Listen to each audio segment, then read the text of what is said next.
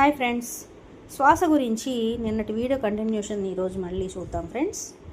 శ్వాస ద్వారా మనం స్వీకరించేది ప్రాణవాయువు అయితే మనిషి ప్రాణం ఉన్నదా లేదా తెలుసుకోవటానికి మనిషి శ్వాసను బట్టే నిర్ణయిస్తాం. మాయల్ పకీర్ ప్రాణం చిలకలో ఉన్నది అన్నట్లుగా మానవ దేహం ప్రాణము శ్వాసలో ఉందనడంలో ఎటువంటి సందేహం లేదు కదా.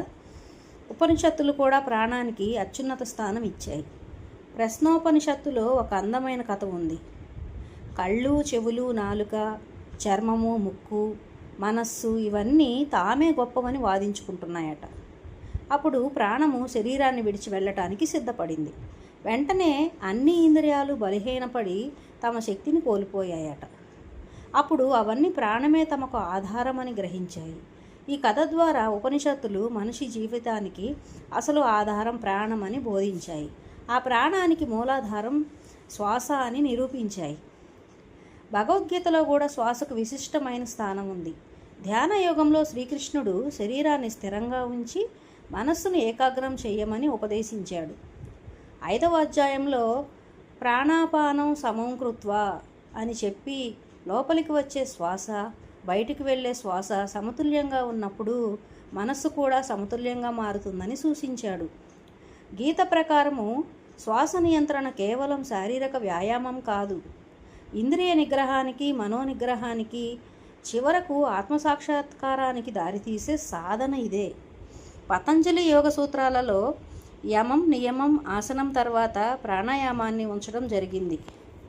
శరీరం స్థిరపడిన తర్వాత శ్వాస స్థిరపడుతుంది. శ్వాస స్థిరపడిన తర్వాత మనస్సు స్థిరపడుతుంది.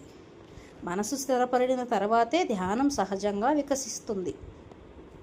అందుకే ప్రాణాయామం ధ్యానానికి వంతెనగా పరిగణించబడింది. బుద్ధుడు కూడా ఇదే సత్యాన్ని మరో కోణంలో చెప్పాడు.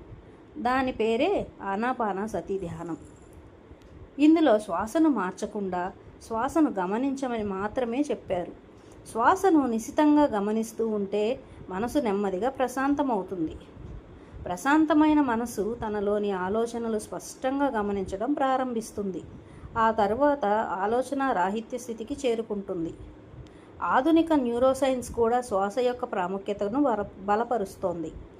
మనం నెమ్మదిగా లోతుగా శ్వాస తీసుకున్నప్పుడు వేగస్ నాడి ఉత్తేజితమవుతుంది. దాని ద్వారా శరీరంలోని పారాసింపథెటిక్ నర్వస్ సిస్టమ్ కూడా చురుకుగా మారి గుండె స్పందనను తగ్గిస్తుంది, రక్తపోటును నియంత్రిస్తుంది, ఒత్తిడి హార్మోన్లను తగ్గిస్తుంది.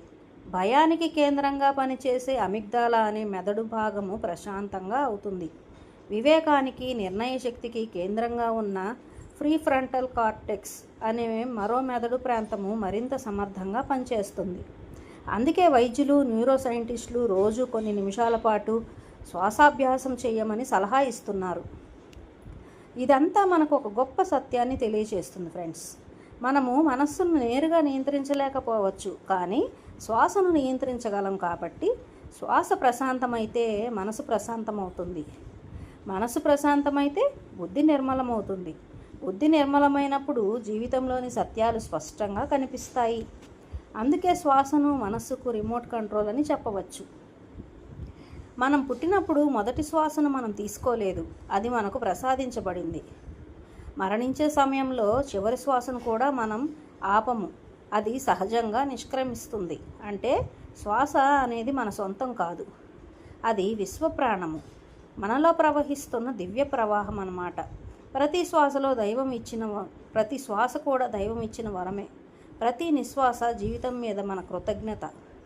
ఈ అవగాహనతో శ్వాసను గమనించడం ప్రారంభించినప్పుడు అది కేవలం శ్వాసాభ్యాసంగా ఉండదు, అది ధ్యానంగా మారుతుంది. ధ్యానము జ్ఞానంగా వికసించి జ్ఞానం అనేది ఆత్మానుభూతికి దారితీస్తుంది.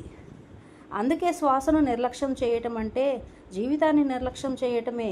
శ్వాసను గమనించడం నేర్చుకున్నవాడు తన మనస్సును తెలుసుకుంటాడు. మనస్సును తెలుసుకున్నవాడు తన నిజస్వరూపాన్ని తెలుసుకుంటాడు. తన స్వరూపాన్ని తెలుసుకున్నవాడు పరమశాంతిని అనుభవిస్తాడు. శ్వాసే ప్రాణం, ప్రాణమే శక్తి, శక్తియే చైతన్యం, చైతన్యమే ఆత్మ, ఆత్మయే పరబ్రహ్మము. అందువల్ల శ్వాస మీద ధ్యాస పెట్టండి. ధ్యాస ధ్యానంగా మారుతుంది. ధ్యానము జ్ఞానంగా వికసిస్తుంది. జ్ఞానము ముక్తిగా పరిణమిస్తుంది. ఈ జ్ఞానం కనుక మీకు నచ్చినట్లయితే ఈ వీడియోని అందరికీ షేర్ చేసి సబ్స్క్రైబ్ చేస్తారని కోరుకుంటూ ఇంతటితో ముగిస్తున్నాను ఫ్రెండ్స్ ఈ video. Thank you very much.